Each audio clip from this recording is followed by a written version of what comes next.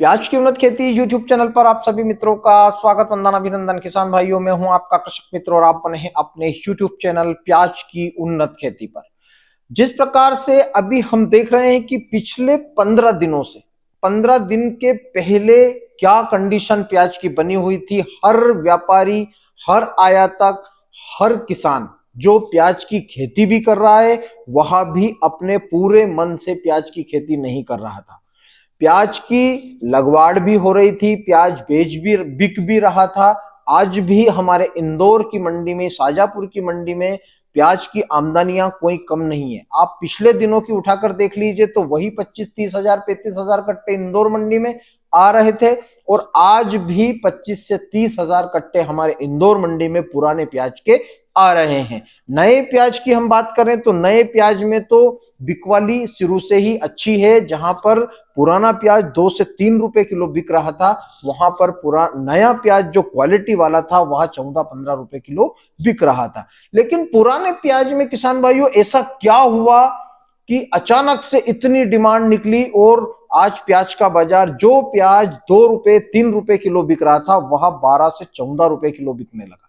जो प्याज 8 से 9 रुपए किलो बिक रहा था उसका हाईएस्ट रेट 18 से 20 रुपए का हम लोगों को मध्य प्रदेश की मंडियों की मैं बात कर रहा हूं तो वहां पर देखने को मिल रहा है। किसी भी प्रकार से कोई भी एनालिसिस, जिसने भी प्याज की अभी तक की एनालिसिस किया है, उनका मानना यही था कि यदि बांग्लादेश खुलता है तो प्याज का बाजार जरूर बढ़ेगा। लेकिन बांग्लादेश का एक मनोवृत्ति किसानों और व्यापारियों के बीच में ऐसी बनी हुई थी कि बांग्लादेश कोई ज्यादा प्याज नहीं ले रहा है। बांग्लादेश सिर्फ अभी 32, 35, 50 गाड़ी, 60 गाड़ी, 70 गाड़ी से ज्यादा प्याज बांग्लादेश को नहीं जा रहा। लेकिन क्या 70 गाड़ी जाने से भारत के प्याज के बाजार में 4 गुना उछाल आ सकता है? ऐसा किसी ने नहीं सोचा था। लेकिन इसका सबसे बड़ा कारण है किसान भाइयों कि जब प्याज का निर्यात बंद था, भारत से प्याज का निर्यात बंद था, बांग्लादेश अपने प्याज को आयात करने के लिए अड़ा हुआ था, उस समय भी बांग्लादेश में तस्करी के माध्यम से भारत से करीबन 100 गाड़ियां पर डे बांग्लादेश जा रही थी, जिसकी धरपकड़ बांग्लादेश की पुलिस कर रही थी और कुछ जगह उसको पकड़ा भी गया। लेकिन जब सिंडिकेट हावी होता है किसी सरकार के ऊपर, क्योंकि हमारी भारत सरकार में तो किसी भी तरह से कोई सिंडिकेट हावी नहीं हो सकता, कोई तस्कर हमारी भारत सरकार को नहीं चला सकता। लेकिन बांग्लादेश में जो सरकार है, यूनिस सरकार, वह जो दलाल है, वहां के जो बड़े बड़े सिंडिकेट हैं जो तस्करी का काम करते हैं, वह लोग प्याज के बाजार को चला रहे थे। वहां के किसानों को भी किसी प्रकार से कोई फायदा नहीं हो रहा था। जो सरकार और अधिकारी लोग बोल रहे थे ना कि बांग्लादेश में किसानों को फायदा हो रहा है, किसानों को आत्मनिर्भर बनाया जा रहा है, बांग्लादेश को प्याज के मामले में आत्मनिर्भर बनाया जा रहा है। मैंने अपने पिछले वीडियो में भी बहुत चिल्लाया, मैं बांग्लादेश किसी भी प्रकार से प्याज के मामले में आत्मनिर्भर नहीं बन सकता।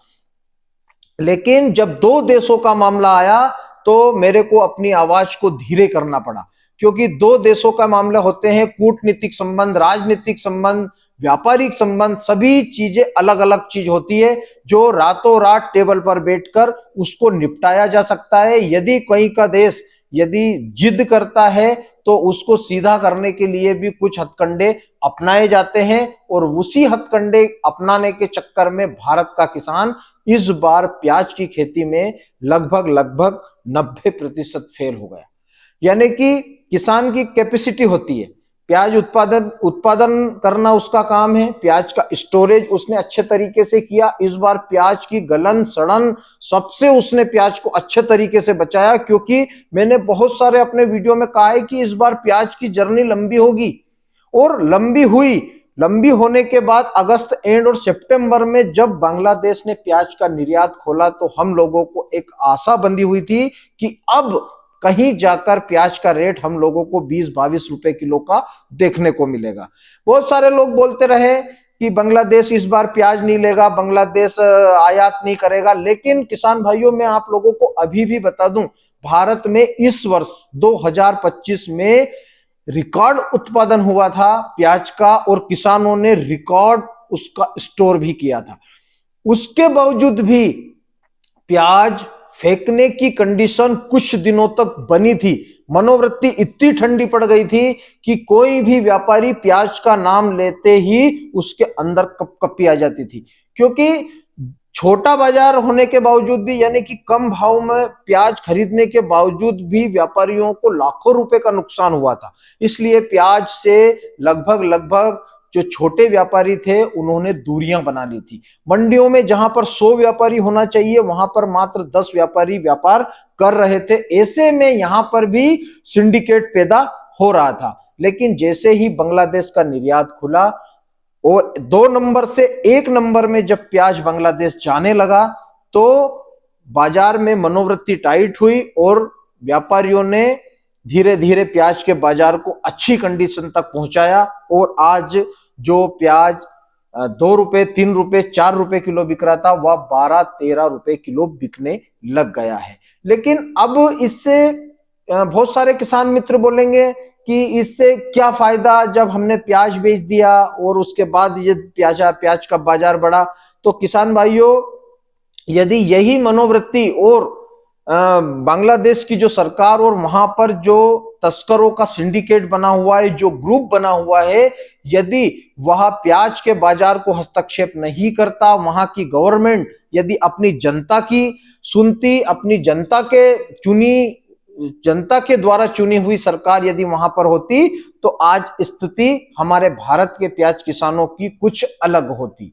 क्योंकि बांग्लादेश इतना बड़ा खरीदार देश है हमारा कि बांग्लादेश का निर्यात खुलते ही प्याज के बाजार में 2 से 5 रुपए और 7 रुपए तक की तेजी होती है। चाहे वहां पर 50% का रेट हो और 50 से 60% में यदि भारत से प्याज यदि जा रहा है बांग्लादेश, तो हमारा प्याज का बाजार यदि 10 रुपए का चल रहा हो तो 15 से 17 रुपए का हो जाता है। तो ऐसे में किसान भाइयों, अभी भी मैं आप लोगों को सिर्फ यही बात बताना चाहता हूं कि बांग्लादेश हमारा आयातक है, आयातक था और भविष्य में भी आयातक रहेगा। लेकिन किसी भी देश की मौसमी जो गतिविधियां होती है वह एक जैसी नहीं होती। इस बार हमने 2025 में देखा कि हम लोगों ने प्याज भी ज्यादा लगाया, प्याज का उत्पादन भी हमने दुगना किया। तो ऐसी परिस्थितियां हर वर्ष नहीं होती, किसानी की परिस्थितियां हर वर्ष एक जैसी नहीं होती। ऐसा ही बांग्लादेश में किसी भी तरह से किसी भी साइक्लोन ने, किसी भी तूफान ने या किसी भी मौसमी सिस्टम ने ज्यादा वहां की जलवायु को 2025 में परेशान नहीं किया। इस वजह से वहां पर उत्पादन हुआ था। लेकिन वहां पर जो सिंडिकेटों के द्वारा, जो दलालों के द्वारा जो प्याज का 2 नंबर में भारत से सीमाओं के माध्यम से जो जाता रहा, रुपए देकर एक सीमा से दूसरी सीमा में प्याज जाता रहा, तो ऐसे में किसान भाइयों वहां पर प्याज की पूर्ति सिंडिकेटों के माध्यम से की गई। और आज कंडीशन ये हो गई कि अब भारत सरकार ने भी निर्यात को हरी झंडी दे दी और बांग्लादेश सरकार ने भी आयात को हरी झंडी दे दी। ऐसे में उन सिंडिकेटों को अब यह हो रहा है कि वह माल तो अभी भी तस्करी के रूप में जा रहा है, जो वहां पर 60 से 70% में बिक रहा है। लेकिन जो प्याज, आयातित प्याज भारत से जो आधिकारिक रूप से जा रहा है, उसकी कीमत किसान भाइयों आज भी 90 से 100% की है। तो ऐसे जो व्यापार चलता रहेगा, भारत से प्याज जाता रहेगा और प्याज के बाजार में हम लोगों को आने वाले समय में भी किसी भी प्रकार से कोई अब मद्दी का खेल नहीं दिख रहा है। क्योंकि हम हमारे देश की यदि बात करें तो महाराष्ट्र में बारिश ने बहुत ज्यादा नुकसान किसान मित्रों का किया है। वहां का प्याज भी जितनी मात्रा में आना चाहिए थी, जितनी स्पीड से आना चाहिए थी, वह नहीं आया। अलवर में भी अब धीरे धीरे आमदनियां कम हो रही है, क्योंकि अलवर के किसानों ने इस बार बहुत ज्यादा नुकसान उठाया है। अलवर के किसान, खंडवा के किसान और रतलाम के किसान, मध्य प्रदेश की मैं बात करूं तो मध्य प्रदेश में खंडवा क्षेत्र और रतलाम क्षेत्र, इन क्षेत्रों का प्याज इस समय पर ज्यादा मात्रा में आता था, लेकिन इस बार कम मात्रा में आया है और किसानों ने रोक रोक कर अपने प्याज का विक्रय किया है, नए प्याज का। तो अब आने वाला जो प्याज है वह कितनी मात्रा में आएगा। यदि स्पीड बढ़ती भी है तो पुराना प्याज दिसंबर लास्ट तक एंड हो जाएगा मध्य प्रदेश का, महाराष्ट्र का। अब बचा नया प्याज। तो नए प्याज में किसान भाइयों किसी भी प्रकार से बाजार कम होने का चांस अभी 15 फरवरी तक हम लोगों को नहीं दिखाई दे रहा है। 15 फरवरी के बाद जैसे जैसे प्याज की आमदनी बढ़ेगी, ठंडियों का सीजन खत्म होगा, गर्मियों का स्टार्ट होगा, ऐसे जब आमदनी भारत की लोकल की प्याज की ज्यादा बढ़ेगी, उस समय पर ही बाजार में कुछ नरमी हम लोगों को देखने को मिलेगी। तो किसान भाइयों, वीडियो बहुत लंबा हो चुका है, अगले वीडियो में हम फिर से चर्चा करेंगे। बने रहें मेरे साथ प्याज की उन्नत खेती यूट्यूब चैनल।